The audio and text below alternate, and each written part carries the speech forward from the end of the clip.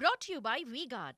તમામ બાબતો છે કારણ કે એ 4 જૂનની રાહ જોવી પડી છે. આપણે સંભાવનાઓની વાત કરીએ છીએ. ભાજપ અને કોંગ્રેસ બંને અલગ અલગ દાવા કરી રહ્યું છે, પરંતુ કેટલીક મહત્વની બેઠકો, કારણ કે એ બેઠકો ઉપર કાં તો વીવીઆઈપી લડ્યા હશે, કાં તો કાંટે કી ટક્કર હશે. એમાં સૌથી પહેલી બેઠક આપ ગાંધીનગર જુઓ, કારણ કે સૌથી મોટું કારણ એ કે કેન્દ્રીય ગૃહમંત્રી અમિત શાહ અહીંથી ઉમેદવાર છે.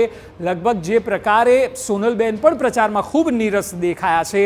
લીડ વધારવાનો ધ્યેય ભાજપ રાખી રહ્યું છે ને 10 લાખના માર્જિનથી જીતવાની વાત ડે 1 થી ગાંધીનગર બેઠક માટે ભાજપ કરે છે, કારણ કે ભાજપના દિગ્ગજોની આ પરંપરાગત બેઠક છે. આ બેઠક પર એક સમય વાજપેયી ગણો, અડવાણી ગણો, શંકરસિંહ વાઘેલા જ્યારે બીજેપીમાં હતા, તમામ લડ્યા છે અને તમામની જીત થઈ છે. અને આ બેઠક અંતર્ગત તમામ 7 વિધાનસભામાં ભાજપના એમએલએ છે. બિલકુલ. બીજી મહત્વપૂર્ણ બેઠક એટલે પોરબંદર, જ્યાંથી કેન્દ્રીય આરોગ્ય મંત્રી મનસુખ માંડવિયા ઉમેદવાર છે. રાજ્યસભા બાદ ભાજપે માંડવિયાને કહ્યું કે તમે જાઓ, લોકો પાસે વોટ માંગો, લોકસભા લડો.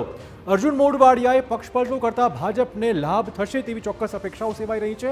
આ બેઠક અંતર્ગત 7 વિધાનસભામાંથી ભાજપ પાસે 5 અને કોંગ્રેસ પાસે 2 બેઠકો. છેલ્લી 2 ટર્મથી આ બેઠક પર ભાજપનો દબદબો જોવા મળી રહ્યો છે. એટલે જ્યારે કેન્દ્રીય મંત્રીઓની વાત થતી હોય ત્યારે રાજકોટ બેઠકમાં રૂપાલા વર્સિસ ધાનાણીનો આ જંગ છે અને લેવા અને કડવા પાટીદાર વચ્ચે આ બંને ઉમેદવાર છે. એટલે લડાઈ રાજકીય રીતે જોવા મળી રહી છે. રૂપાલાનો જોકે ક્ષત્રિયો દ્વારા પ્રચંડ વિરોધ કરવામાં આવ્યો અને જે ભાજપને અન્ય બેઠકમાં પણ નડી શકે છે. રાજપૂતોના વિરોધ બાદ જાતિગત સમીકરણનું અહીં સૌથી વધુ મહત્વ થઈ જાય છે.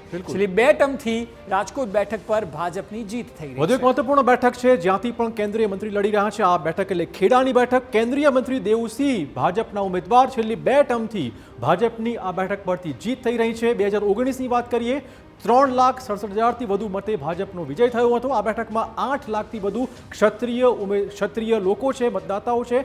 રાજપૂતોનું મતદાન હાર જીત નક્કી કરશે આ બેઠક પર. Brought to you by V-Guard.